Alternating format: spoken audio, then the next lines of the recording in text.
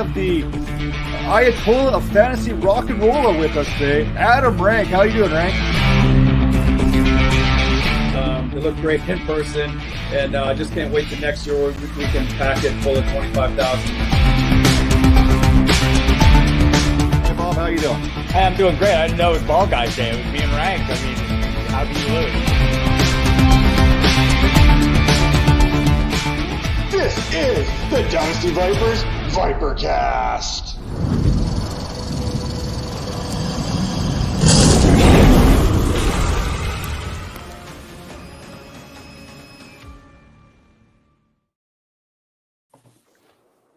Welcome to the Dynasty Vipers ViperCast. This is episode 60-ish.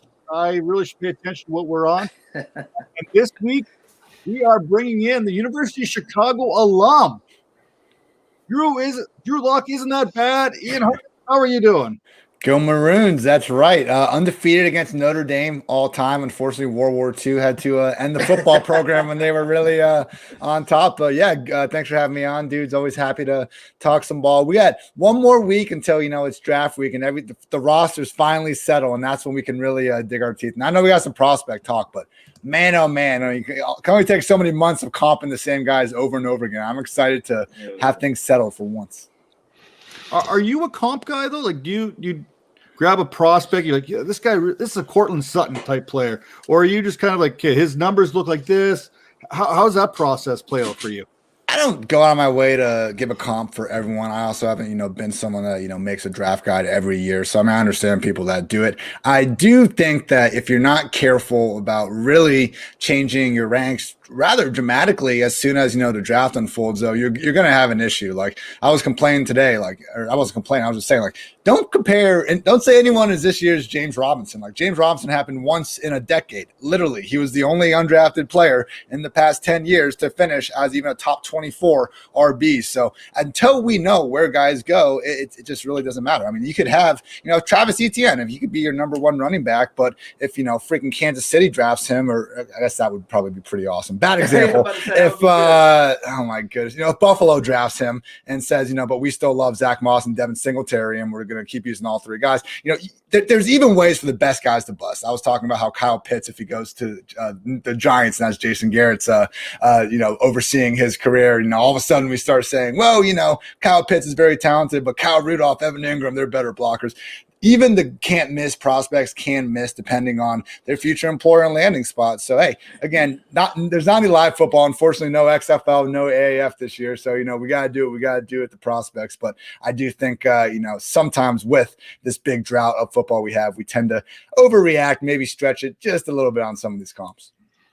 So as teams are filling out their rosters, obviously there are some minor moves. But as someone who is the president of his fan club, I figured this is the right person to ask this. How about Cordell Patterson to the Falcons? How does the president feel about that? So it was funny last year when Tariq Cohen got hurt. People were like, Ian, it's time for Cordell Patterson in fantasy, right? Should I use my waiver wire on him? And I was like, no, please don't do that. Guys, it's a bit. All right, chill out. He's not a bust. That was the thing that pissed me off originally about Cordell Patterson. People had the audacity to try to call the greatest kick, not punt, but kick returner in NFL history a bust. That's just ridiculous. So, did he live up to the first round standing? I mean, as a whole career, yeah, he did a lot better than most, first round picks if we want to look at everyone. Was he a superstar? No, I get that end of things. But, going to Atlanta, man, it's very interesting because they got rid of Ito Smith directly afterwards. I would say the Falcons, the Jets, and the Steelers are kind of the big three teams where if one of these top running backs go there, I could see a 3-down roll unfolding rather quickly. But with CP, man, if they just want to roll with Mike Davis and Patterson, it could be quite the position for him in Fantasyland. Wide receiver 4, RB2, kick returner 1, and of course, always number 1 in your hearts as well. That's a pretty open backfield in Atlanta right now, too. If they don't address running back early, there's an option for him to get a good chunk of carries often in that offense. It's those three, man. Steelers, Jets, and Falcons. I think that, any of these top guys going there.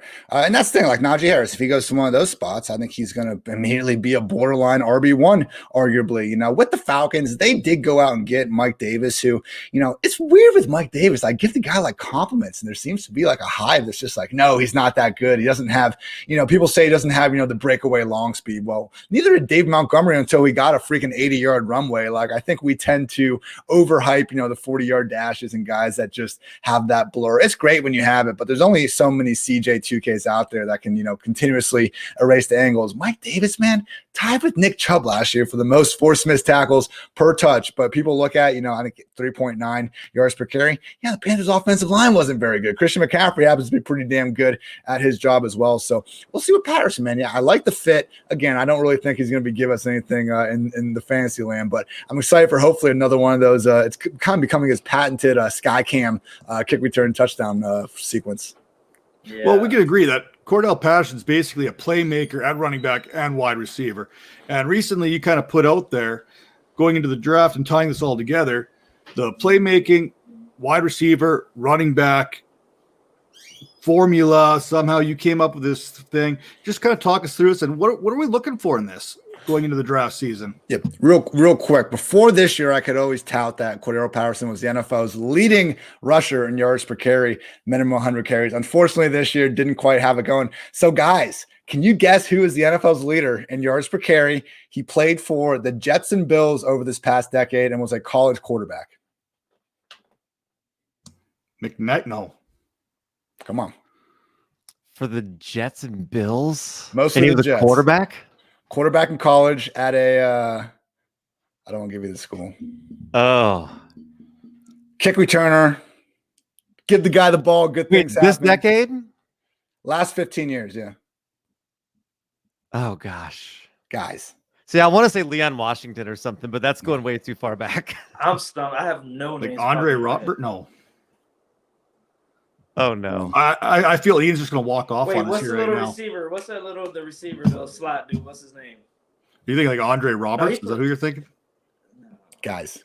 Brad Smith. Come on. Oh, yes. Iowa. Oh. University of guy. Iowa, right? Missouri. Banks, I think, was the Iowa guy. There were some fun quarterbacks in that era. Anyway, now that we got the Brad Smith shout out under control, had to get that done. Playmaker rate. It was something that, look, so one of my beefs, I guess, in the fantasy industry is maybe that's why people don't like Mike Davis. Like, to me, we brush aside like forced missed tackle stats. I understand you don't get fantasy points for these. Like, it shouldn't be something you're looking at when trying to determine if you're starting the running back during any given week. But I mean, we talk about how running backs are more dependent on their teammates than any other position. My company, PFF, screams about running backs not mattering. And in the constructs of a salary cap, I do understand it. You can only pay so many guys.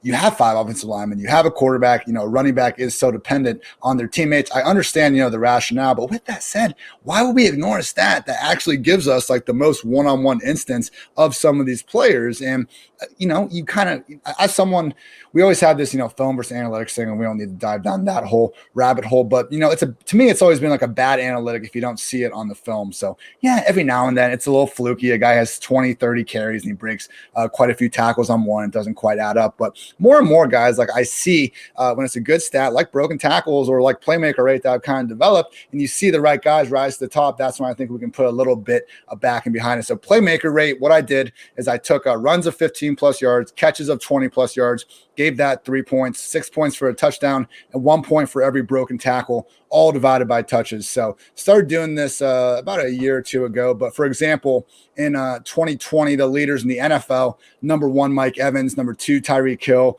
number 3, Robert Tonyan, number 4, AJ Brown, number 5, Will Fuller. Don't laugh about Robert Tonyan. First dude, since targets were invented, to have more touchdowns than incomplete targets. So the stat checks out with that. But yeah, applying it to the class, man, it was a lot of fun. Again, I haven't had a chance to dive in and watch every single, guy out here. But for example, like Jalen Durden topping the wide receiver leaderboard, Javonte Williams, Jarrett Patterson at the top of the RBs.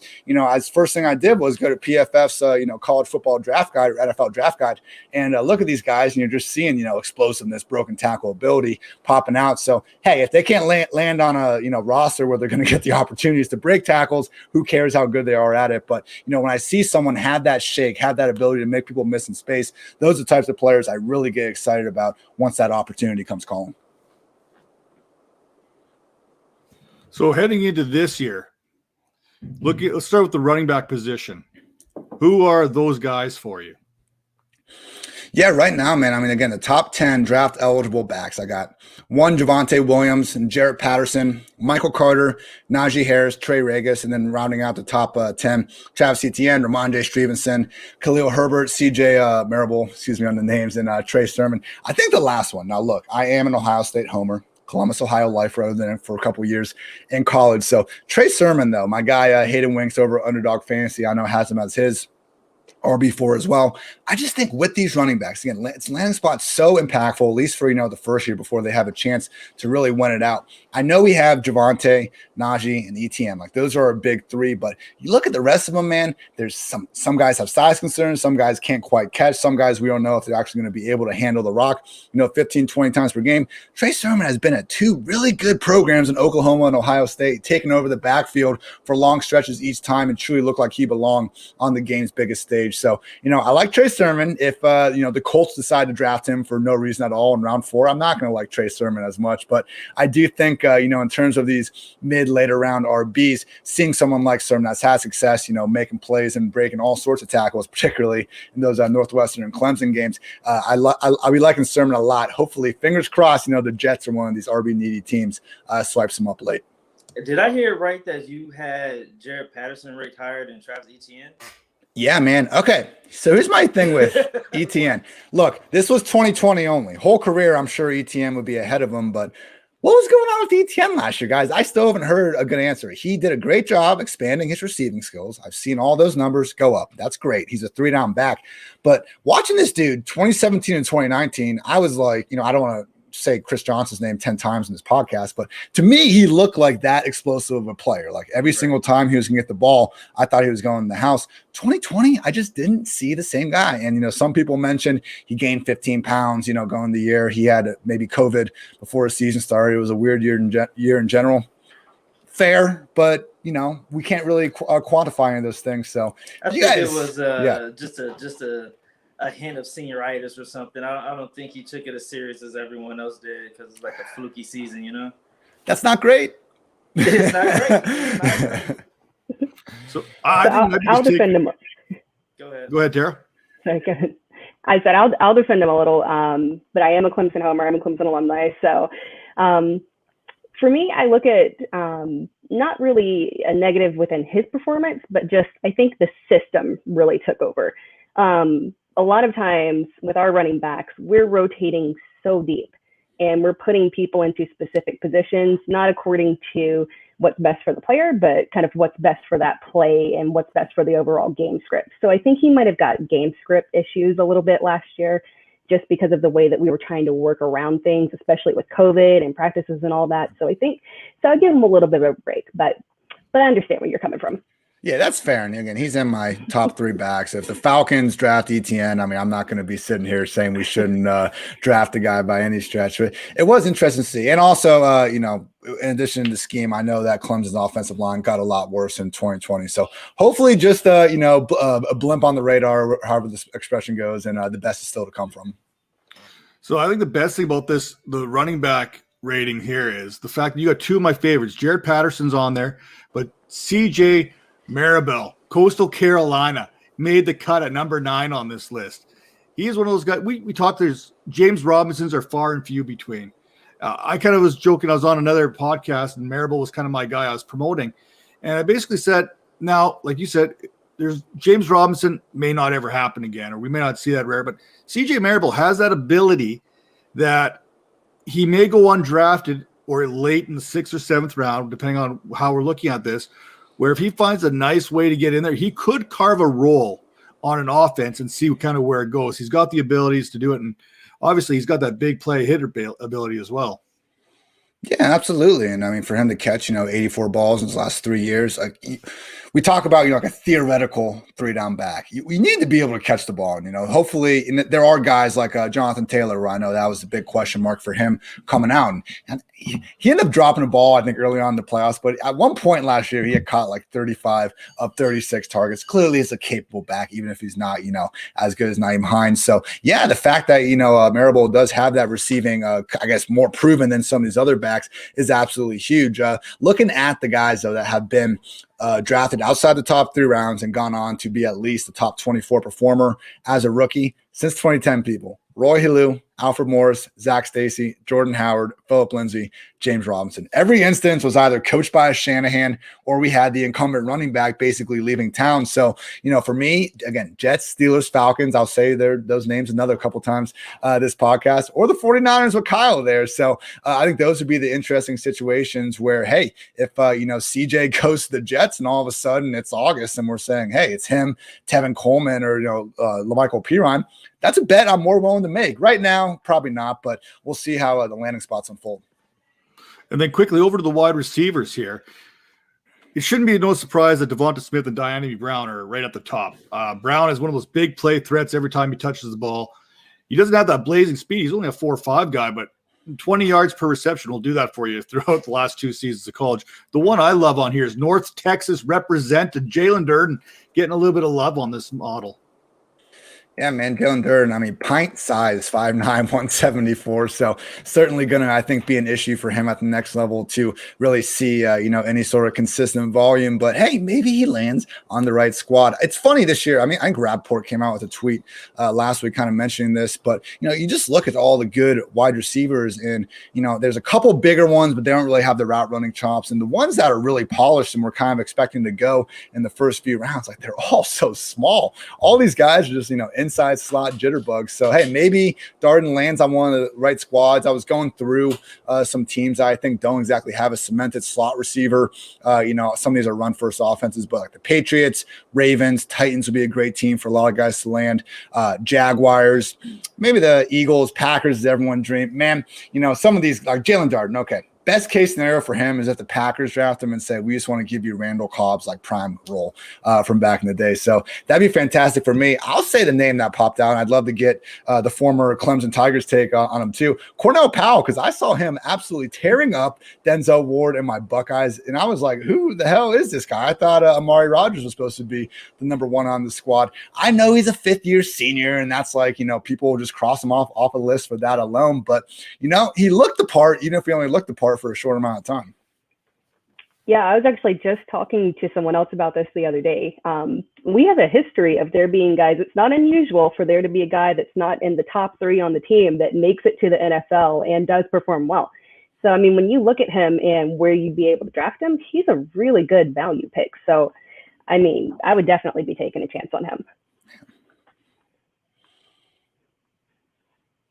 Yeah, I love Powell as well. There, he really stepped, especially the Senior Bowl. You see him as the season progressed. The last couple of games of the regular season really started to shoot that draft stock up. Speaking of the draft stock, there's teams that have done very well in the draft in the last 10 years, and some teams that have done very poorly. And you don't often win your league based on your first round selections, but you can definitely put yourself behind the 8 ball if you blow that first round selection. Jamarcus Russell Raiders, Robert Gallery Raiders. I can go on and on about my Raiders and their first round guffs. So I'm pretty confident if we stretch this back to 15, 20 years, the Raiders would be near the bottom. But who are some of the better teams when it comes to drafting in the first round?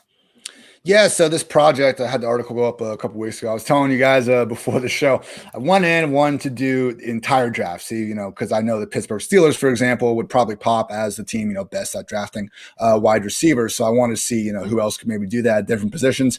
Quickly realized I was working, sometimes you can get a nice clean CSV of 10 years of data. Sometimes you got to click through every single page and manually do it yourself. So one of those situations, I stuck to 1 round for now. We'll see about knocking the other 6 out at some point this summer. But yeah, basically went through, and PFF has a wins above replacement metric, more popular in basketball. I think I don't know other sports, but I like seeing it in the NFL. And basically, quarterbacks are going to be rewarded far more for it because they're more important to scores. But hey, if you're a great player, you're going to have a positive wins above replacement rate. Only other thing I'd add in about the study was that didn't Ryan Tannehill going from the Dolphins to the Titans, the Dolphins still get credit for that draft pick, even though obviously he had his better years of his career with the Titans. So with that said, top 5 first-round drafting teams of the past 10 years. Number 1, Houston Texans, 2, Carolina Panthers, 3, Buffalo Bills, 4, Baltimore Ravens, 5, Colts. Now, obviously, when this got tweeted out, people said the Texans, like, fire Ian. Like, what could you possibly be thinking? Some of these picks, Deshaun Watson, DeAndre Hopkins, J.J. Watt, Jadeveon Clowney, even if he's been a little bit of a bust, Will Fuller, Kareem Jackson, really, like, Titus Howard has been their only, like, clear-cut bust. It's a shame they get, Bill O'Brien's been trading away all their damn picks because it was one of the things they were actually doing all right over the years. So, unfortunate for the Texans that, they haven't been able to, I guess, make the most out of this. But, man, it's just wild to think that in the year 2020, the Houston Texans held, a 3-touchdown lead in Arrowhead in a playoff game. So unfortunate that that's the way things worked out for that, part of the franchise. Do I want to know where the Raiders rank on this? They are in the bottom 5. So Chicago Bears came in at 28, Jaguars 29, Seahawks 30, Lions 31. And by bottom 5, I actually meant dead last, your Las Vegas Raiders. So obviously Khalil Mack, it's almost an extra slap in the face because their 2 best picks, Khalil Mack and Amari Cooper, obviously are now having better parts of their career elsewhere. So there's still time, Damon Arnett, Jonathan Abram, Colton Miller, Cleveland Farrell, Henry Ruggs. A lot of the issue for them is that they've just had a ton of first-round picks in these recent years who haven't done much and they haven't had a chance to turn it around yet. So if I do this again in 2025, like they might not be at the bottom anymore. But right now, it's certainly not looking good. It's man, like Jonathan Abram. I was watching some random highlights. I think it was like most savage plays of the 2020 season, like a good YouTube video like that, and seeing Jonathan Abram fly around. I wish he was born 30 years earlier, because that dude would have been an absolute monster in a different age of football. Unfortunately, he's just going to keep getting roasted by slot receivers of all shapes and sizes, probably the way things are going. So we've now reached the end of our contractually obligated football talk. And you got in a good dig at the Raiders there, which is like bonus points to you for that. Always reward bonus points for anybody knocking the Raiders. And now it's time to step into the Viper pit and for us to get to know you a little bit better. So the first thing I always like to ask is a little bit of, personality can come out in this a bit, but let's just say you were a professional wrestler. Maybe it's a closer in baseball, but a professional wrestler. And it's time to introduce you to the crowd. The intro music hits. What's the right song to introduce you to a crowd? Oh, I got it. It's a sick song. The Second Coming, Jules Santana from that old Nike commercial. Not because I think it necessarily represents me. I just think it's a badass song. And if I'm going to go out there and take on John Cena or try to shut someone down in the bottom of the 9th, I want something coming out to hype me up. So yeah, give me The Second Coming. I want to point out that's like the first rap song. There's been a lot of like rock going on. It had. You're right. So salute to you, my guy. Hey, appreciate you. Oh man, I love it. So let's jump a little bit into sports. Tell us about the importance of sports to you growing up. What did you play? What were your favorite teams and your favorite players? Yeah, always football. I started drawing plays when I was like 4 or 5 years old. Was devastated when I found out there were 11 players on each side. So all those ones with 10 didn't add up anymore. But yeah, just really played backyard football and baseball from the time I could walk. Never really got into much else. And, going through middle school, high school, continued to play both. Once kids started throwing curveballs, I was like, all right, I don't know about this baseball thing anymore. So, that's one of the things that I guess annoys me when, people go, oh, like don't have your kids focus on like one sport.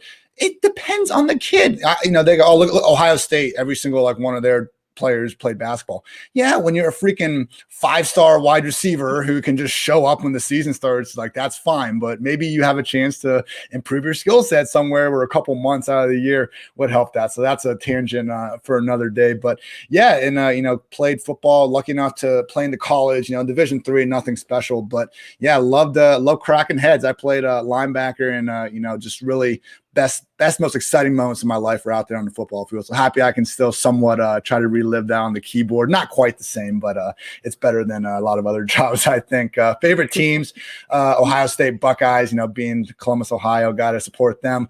Cleveland Indians as well, Cleveland Cavaliers, and not the Cleveland Browns. Unfortunately, I'm a Dallas Cowboy, guy. And look, hey, I was, I could not talk or remember anything when they won their Super Bowl. So I've seen a total of, I think it's 2 playoff wins since I've been a fan. So I'd be more happy if I would have picked the Browns as a kid. So one of those things where mom and dad were from Texas, coming here, and when there's Cowboy stuff all over the house, tough to change your mind. So basically, yeah, it's been football for, whole life, and look forward to continuing it. So you mentioned you played linebacker there at University of Chicago, I believe it was, right? Yeah. Well, what was your number? What number did you sport when you were out there? Oh, man. They gave me 51, man. We didn't get to pick. I thought that was lame. I remember seeing my locker number was like 17. I was like, okay, I can get behind this. And I found out it wasn't my actual number. Growing up, I was 56 because I wanted to be like Lawrence Taylor out there and try to, wreak that sort of havoc. So didn't quite get there, but that was a lot of fun. So 56. I played a little running back, so I had to get an eligible number. I went to 20, but I would say if I just associate one number with me, give me that 5'6". Well, I'm glad you mentioned 51 because on this show, I don't do much fact checking, but I was able to pull up this. Hey, that's the first ever Heisman. Fun fact. That's the only Jay Berwanger won that Heisman, first one. But at that point, Heisman is not written on that trophy. It's the Downtown Athletic Club MVP. And we had that thing in the front of our gym every single time you walked into it. So, yep. So, hey, except for a show, or intro, whatever. Notre Dame's never beat us. We got the first ever Heisman. You Chicago football, stand up. There you go. I was like, look, man, you look so young in here. Like, you're a young guy to begin with, but like linebacker, I'm like, okay. I can't quite make out the number. I'm like, well, it kind of looks like him. Well, you know what? Let's just post and see what happens. I've been wrong before. We'll see how this rolls. We're in the draft season right now, and your career in the industry is kind of taking you 4 for 4, Action Network, PFF, Roto Grinders, Fantasy Labs, SB Nation. You've kind of been everywhere. If you could get 4 or 5 guys together that you've done this with and worked with for so long, and you guys got a chance to throw on the Spanx and get out to Indianapolis for the Combine and compete against each other one-on-one, who are the 4 guys you're bringing in? How are you going to – obviously, you've got that football background. You should be able to put up some good numbers here. I'm competing at the Combine with? Yeah. We're not going to compete against like real players, but who you bring with you? Who are you going to compete with? I got from my guy John Daigle. I was, we were at the Roto World at the same time. I'm not calling them by their new weird name. And just, living out there. He's got, man, John Daigle, he goes on the beach, like on vacation, and you'll wake up and go to breakfast, and he'll just casually drop that he ran like 6 miles that morning. But I think because he runs that much, I'll be more explosive. So I think I can take down Daigle. Man, it's a funky question. I never thought about this. I don't know if I want to invite people that I just don't like, and I can just try to, just absolutely dominate them, or just go have some friendly fun in Indianapolis. Ooh, I'll go with my 3 former running partners at Action Network: Chris Raybon, Matthew Friedman, Sean Corner. Love all those guys. A lot of good times. But when I went on their podcast, they said I was like James Harden leaving and going on somewhere else. So if they consider themselves Steph, KD, and Draymond, or whoever the hell they were going with that comp, let's see what's what, and let's put some numbers on the table. So you're destroying all those guys, right? No doubt in my mind. Yeah. There you go. That's what we want to hear. Which event is? Oh, go ahead. I was gonna say which would be your event? What's Ian gonna like dominate at? What do you think you'd be the strongest at? I think I can jump. I couldn't quite dunk because I feel like I couldn't get that, just the right spring into it. I mean, that's his whole thing. But I could always comfortably get over a 30 vert, and I got some long legs. I think I could reach it out. That 40 is tough, man. I feel like if you just a lot of technique goes into that. If you're popping straight up in that start, I mean, you're going to be slow. I think that's, a lot of people that, you see the jokester every now and then. It was that like Eagles beat writer last year that was saying he could, gain a yard or make a 3 or some dumbness. But you see someone say that they could run, a sub 5 40. Maybe people can, but I think fast people like just don't realize like how much kind of technique goes into that 40. I'm looking forward to, some of this new NFL tracking data just telling us how fast players are on the field, and we can stop messing around with this 40 to begin with. So yeah, that's a great idea. So for those of us living under a rock, can you pretty much explain to us what great day to be great is all about? I don't know, man. Just it's always a great day to be great. And some football players always yell, it's just a football thing, it's another day, gotta hone the craft. Great day to be great. As Conor McGregor said once upon a time, I know he's had some rough days recently, but winners focus on winning, losers focus on winners. There's and the come up in any industry, any job, there's a lot of rough days. We can't, we want to be motivated every day, but you're not going to be motivated every single day. But if you keep that kind of long-term goal in mind, great day to be great, and just push forward, I think you'll be plenty successful. Yeah, the strength coach used to say that all the time as well. It's a great day to be great, John. There we go, man. He gets it. Does the saying apply to fantasy football too? Always. I mean, look, 2020 wasn't a great year for my helicopter picks to be great, but there's always another one. So it's one of those things. But yeah, I piss off my friends sometimes with the constant motivational quotes and this or that, but they're fun. It's good vibes. We're at the end of the day, I think you can break down, it's more comfortable to cry in a Mercedes on a bicycle. Like everyone's going to have problems. Just try to keep a positive vibe, and I think you'll have a happier and more successful life doing so. I love it. So what's the greatest fantasy league that you're in? What's your favorite league? And what's that real special league to you? Yeah, be my 8-man. I know, only 8-man league. Chill out, people. I know it's soft, but with my University of Chicago best friends, we've been in it since my freshman year. So it's been a good almost 10 years now, and we have only had one double champ. It's been like 8 separate losers. So the parity is somehow like really good, 2 quarterbacks, like 4 flexes. So no kickers, no defenses. We're just trying to, actually play real fantasy football, not some of this bogus that is out there. But yeah, we had some fun punishments for a little bit, nothing too crazy, but just embarrassing. And I lost the first year we did it. And this was back in 2010 or something. So, okay, people, I lost once upon a time, give me a break. It's been a decade. I can talk about it on a podcast now, but I lose. And our rule was that I had to wear a Jets Tim Tebow jersey to the same class for a semester straight. And somehow nobody called me out on this thing the entire time. Like it got not even funny for me, because I was like, everyone just thinks I'm a weirdo wearing this Jets tip. Like, I don't know if they didn't know enough about football, like to even question it, or if they were just like, yeah, I don't even want to be near that kid. I don't know what's going on with him. So yeah, I would say that U Chicago League, it's, I'll be maybe having a good weekend on DraftKings, or, winning 7 out of 8 leagues or this or that. But if that one home league isn't going your way, that usually can make or break a weekend.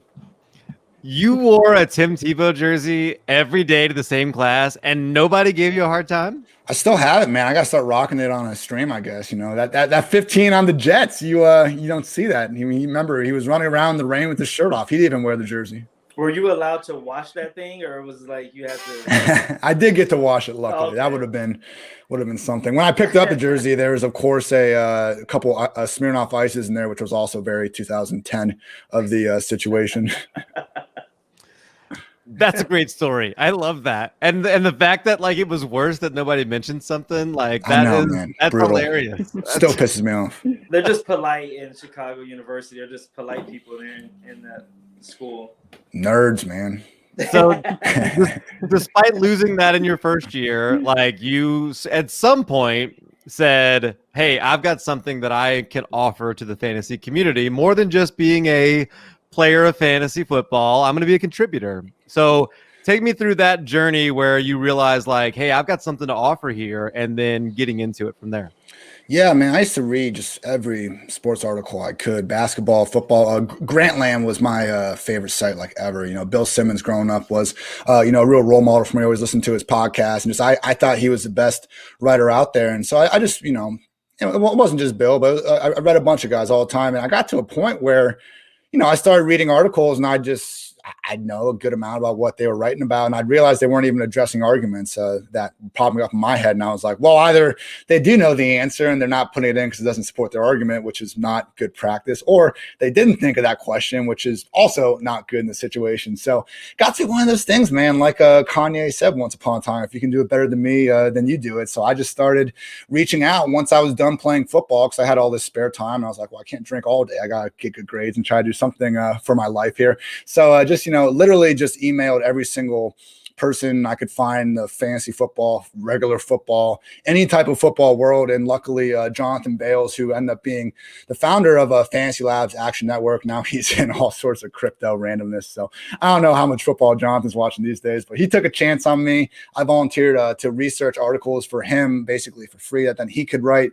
I don't want to get into the whole working for free thing. For me, I was lucky enough to have the resources to be able to make that a sacrifice. I know not everyone can with that, but worked for me. And then a year later, Jonathan started paying me a little bit and basically just, getting my degree in finance. I had student loans, didn't want to piss off my parents too much by not trying to pursue a really good opportunity there, but just kind of did, the two kind of careers side by side until I got the chance to go full time at Fantasy Labs and, with NFL. So to me, with fantasy, I was never someone that got my job because, I shipped a Millie Maker or I just have, this, 10-time high-stake FFPC champion. I don't have anything like that behind me, but man, find someone else that's been grinding harder than me and for the last 8 years. I'm not saying they aren't out there, but I think they'll be pretty smart about fantasy football and football if they've been able to do that. So, a lot of grinding, a lot of hard years, but at the end of the day, again, it's always a great day to be great. And I think it's one of those things where, having had a real job, at least for some semblance of time, it helps you push through the bad times when, things can be worse. The thing I notice the most, you do a lot of shows, pretty much almost a show a day. It almost seems like everywhere I'm looking on Twitter, there's a new stream with your face smiling and just full of energy on each and every show. Like that's we talk about the grind and how it has its ups and downs and this and that. It doesn't seem to ever really get to you, it seems. Now, maybe it does, but we just don't see it. But you always seem to have this positive spin on every single thing. You're always smiling on every show. And it's a treat to watch because it actually energizes those around you, the energy that you bring. Yeah, it's football. People get so in the weeds with it, man. Look, Twitter can be an awful place. I mean, I would say, use that mute button. Hey, I'm not going to block anyone, but if people are bothering you, it is what it is. I'm not saying you can't ever do it, but for me, muting people helped a lot because is negative energy out there, and people will just. I remember we talked about the Kings Classic. It was week 15 or so. I think I said, start Jalen Hurts over Josh Allen. Just getting a lot of bad messages here and there. And it's like, yeah, that wasn't very smart, Ian. Why'd I do that? This and that. And then I get a tweet out from our Kings Classic page, and it was like, hey, Ian Hartitz won our championship, congrats to him. And like someone replies to it and they're like, yeah, Ian's a great guy. I just don't trust what he has to say about fantasy. I was like, wait a second, this is a tweet. I can't even get like props on a tweet about winning the championship. Like when am I going to get any sort of props then? So one of those things where, yeah, it's annoying having to deal with some of the, haters out there, but it's just part of it. And, I think people that take the time to be so negative out there have worse things going on in their lives. So, I've, certainly found I guess help in working out. I got my wiener dog PFF Lily to help put a smile on my face and all that. But yeah, I guess just more of a mindset, trying to stay positive because I mean there's a lot of reasons every single day to get negative. I get it. I'm blissfully ignorant on a lot of things going on in the world, but I enjoy being my little football hole, and I'm going to keep working hard to try to not have to go out in that big bad world again anytime soon. I think that's great advice. I live in my own little bubble half the time. I don't even know what's going on around me. It's nice. Well, I got like 120 kids here, legitimately. So I don't even know what's going on elsewhere. Take care of your own first, and then maybe venture out there every once in a while. Calvin kind of talked about when you decided to make this a big hobby. We talked about the journey a little bit. but we've seen this whole industry change, especially the last 10 years or so, probably right around from when you first started to where we are now. Can you talk about some of those changes, some of those adjustments that you've had to make and in order to stay on top of your game? This is, to me, I do my entire content like picturing if someone only wanted to follow me, read my articles, listen to my podcast, and only listen to me, could they be, one of the most highly informed football fans and hopefully have some fun while they're out there? So that's kind of my thing. And it's always just been evolving with it. To me, film's always been a part that you want to put in the game. It helps show your argument. If you're saying some guy is the best contested catch receiver in the league, put together a couple clips and do that. And you gotta know some technology for that. I was talking before. I don't feel like my R and advanced coding knowledge is as good as it can be. There's it's football. There's every single football coach in the NFL has more knowledge about the game, like in their, small finger than any of us probably will in our entire lives. We like to bark about, when people mess up play calling situations. But to me, it's just a game where there's always something new to learn. There's always some way to get better. So,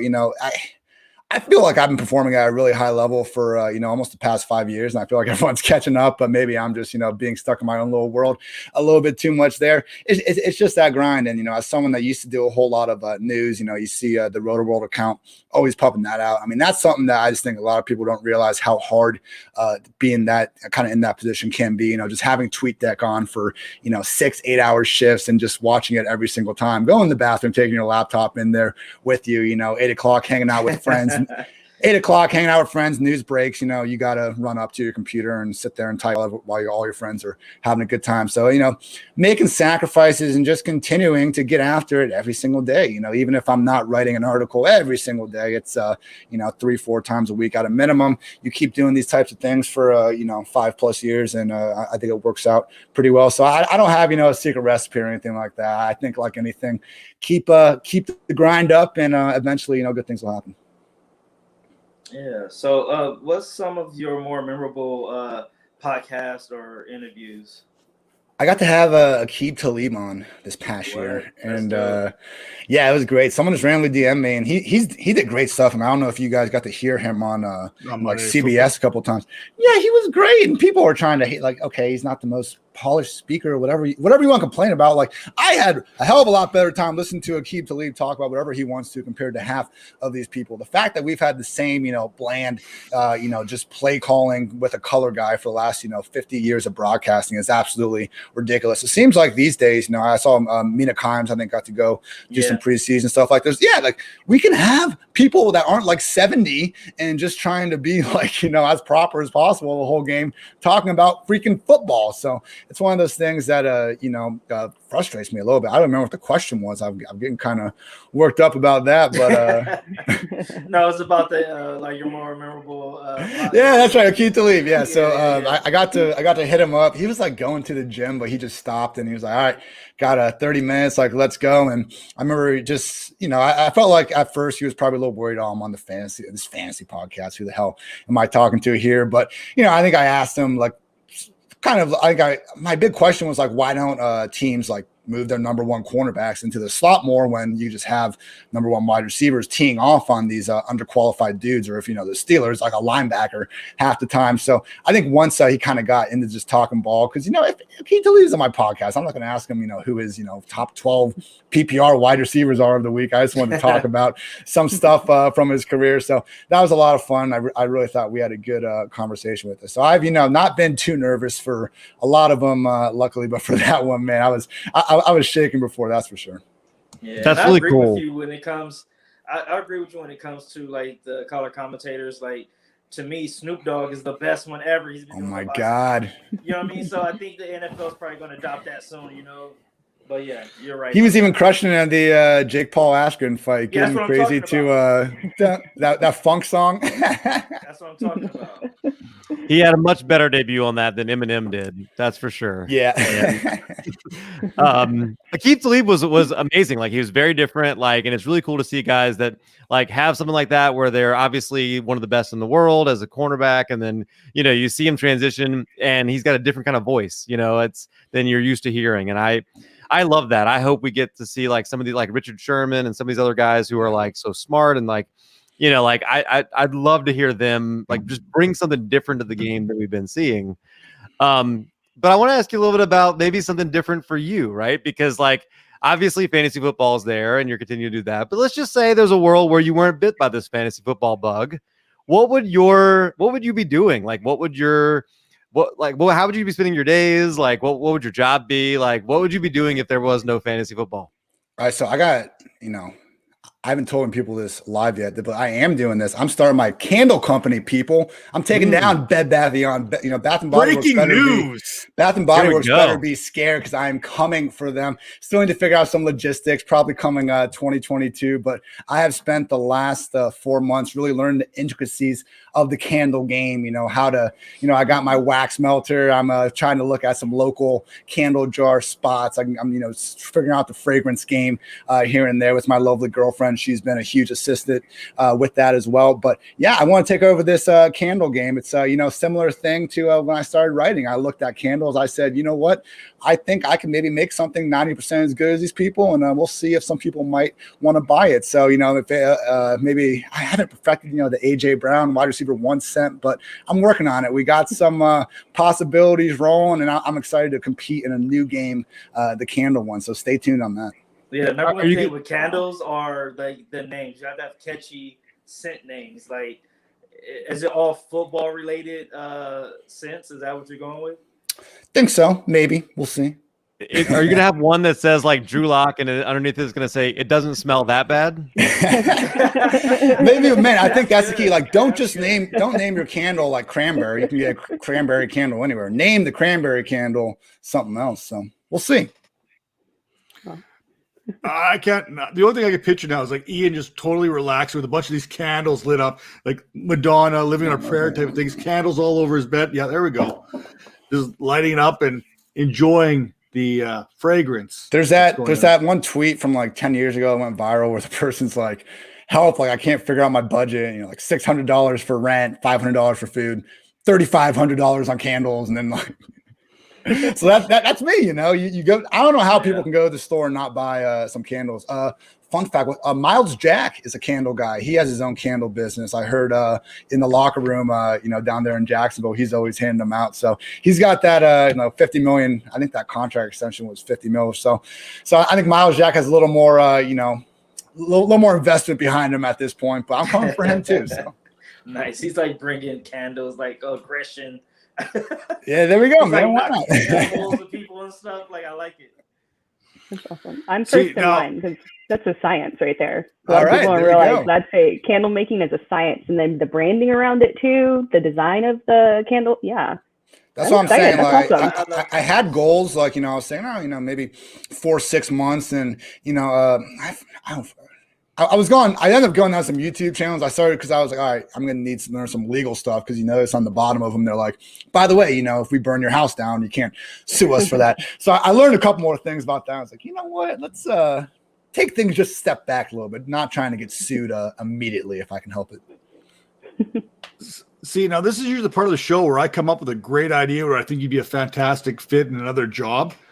I don't even know where to go with this now because this would have been something I should have been able to research and find out the candle make and Ian the candlestick maker or something like that and kind of going with that. But maybe another thing that if you weren't making candles or doing fantasy football, maybe you could be helping ESPN with their promotions, maybe get a little Snoop Dogg Monday Night Football, Booger Mobile kind of thing all together.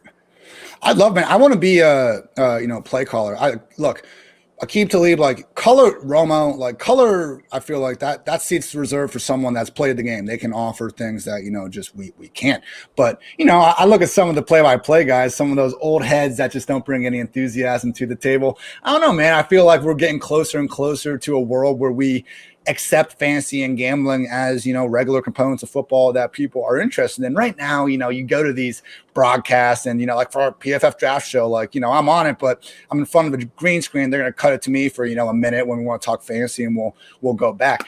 I would like to think that one day we'll live in a world where you can sit there and hey, if it's a 21-point game in the fourth quarter and the over-under is in question, we'll start talking about that. If backup running back scores, we can make a fantasy joke. Like just because fantasy and gambling fans sometimes aren't the same as your quote unquote just real football only fans, I think there's a happy marriage to that no one has quite figured out yet. So yeah, man, broadcasting sounds fun. Al Michaels kind of low key does that, doesn't he? Doesn't it seem like Al Michaels has got, I got the over on tonight's game. That should have been a catcher. You know, it's almost like he's gambling. You know, he's gambling.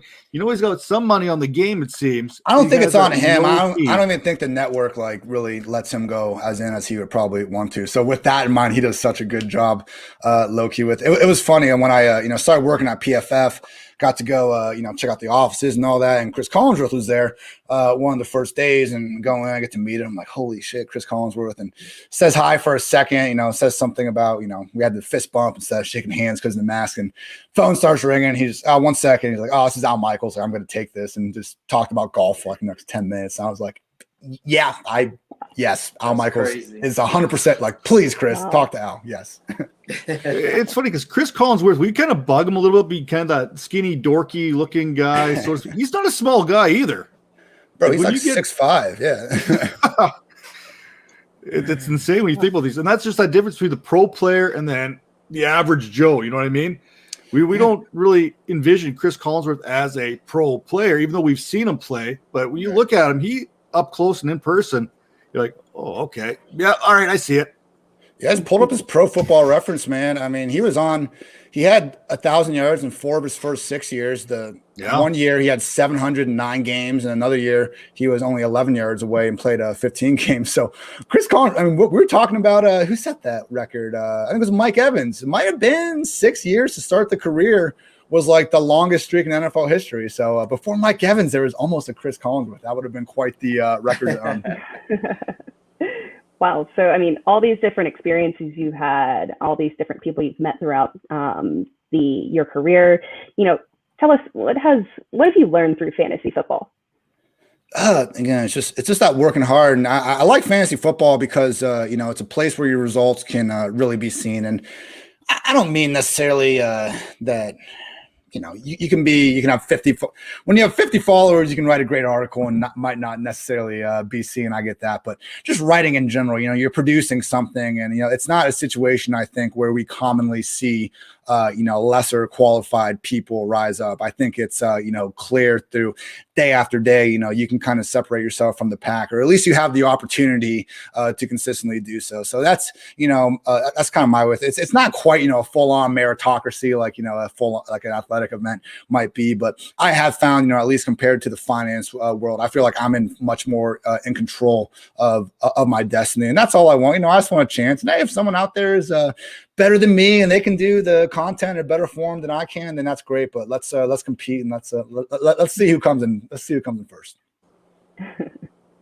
Yeah, you kind of spoke about a couple people that helped you along the way already. But we all know that this business is more so like relationship, like who you know.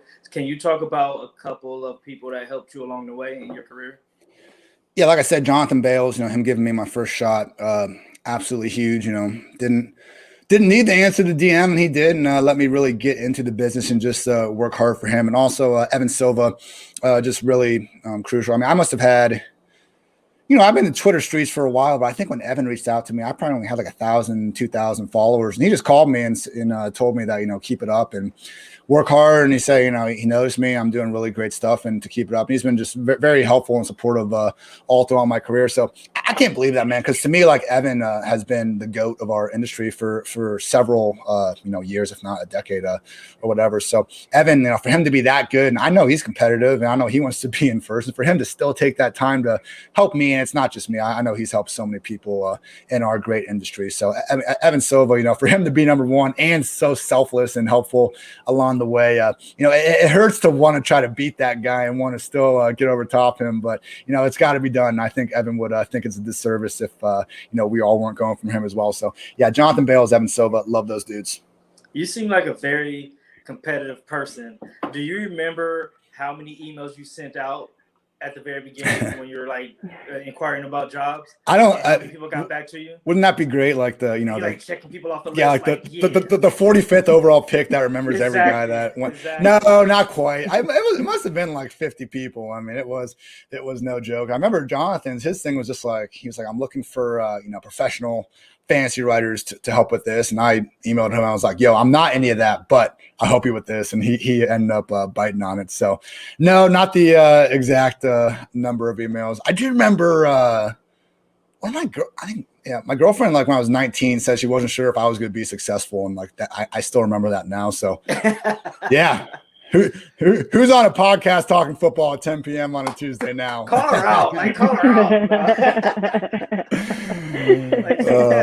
out. Oh my God. There was this, it was the Stephon Diggs miracle game. One of the hardest I've ever laughed. There was this dude in the bleachers where he's like, my wife Sharon left me for a banker. Well, who's laughing now? And he was just there at the football game. Hey, that's so classic. Oh man. So we're here 10 p.m. on a Tuesday. It's off season. So what do you have in store for the off season? Just it's funny with this draft season. I've loved coming on a bunch of different podcasts and talking to these guys, but you guys heard me. I'm still looking to land a spot. I'm not true diehard Debbie with just every single guy scouted as soon as February comes around. I want these guys to get on rosters. I want to see them in preseason before coming away too much. So I got some more articles coming up. I'm going to release my first and only mock draft next week. Going to try to be hip, with some of those peeps doing that. But starting May 5th, I'm going to have 100 articles. 100-day series, 3 previews really per team, quarterback, run game, and pass game. Really excited about that. So 1 per day, and I'm going to try and make them in some mini podcast episodes as well. So got the PFF Fantasy Football Podcast. Still going to be doing, more of a newsy episode and then a 10 questions interview style, but really want to get some more, it's like 5 to 8 minute short clips on some of these other people. So to me, May, again, we get those rosters set. Like that's when it's time to go. And I feel like, in fantasy football, it's so hard to create evergreen content. Something's going to be, during the season, we write these massive preview articles and by next Monday, they're completely useless. So I want to try to get the most out of these summer months as I can. 100 articles in 100 days. Great day to be great. 100 times in a row. This dude is competitive, man. I can see it. Every time he speaks, I feel the passion. I can't do anything 100 times in 100 days.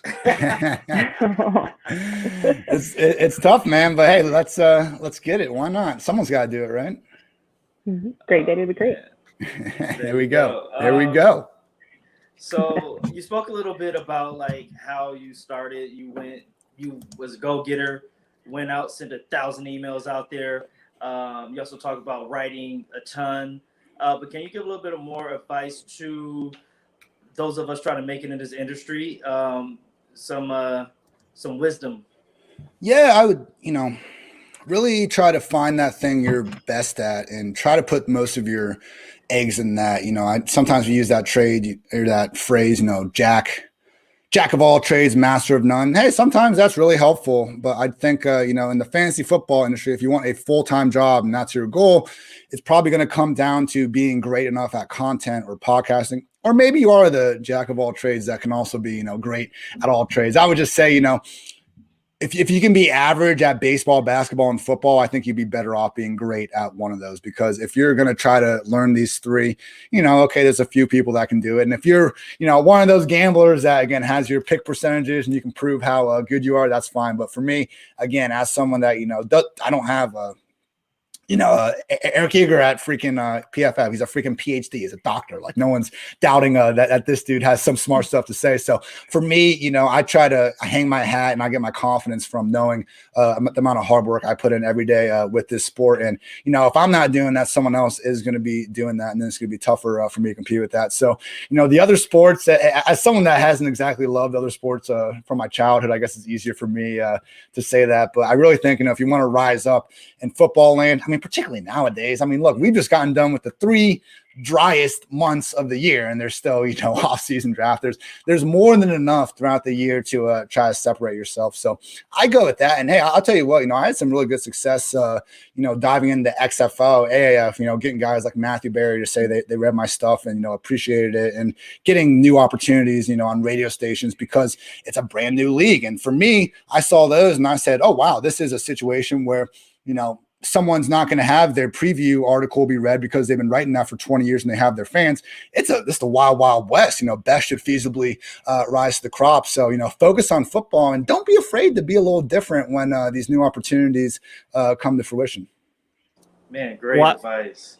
It really is. And I really inspiring. Like, obviously, it's really cool to listen to you talk about some of those motivational things and great day to be great. And I know, obviously that all that means a lot to you, and certainly appreciate you sharing all those things. And, hopefully anybody that's watching this or listening to this after the fact has had a chance to get to know you a little bit better and, the 100 articles. But are there any other ways that, whether it's the off season or whatever, that we could support you, that people listening to this can just support the work that you're doing?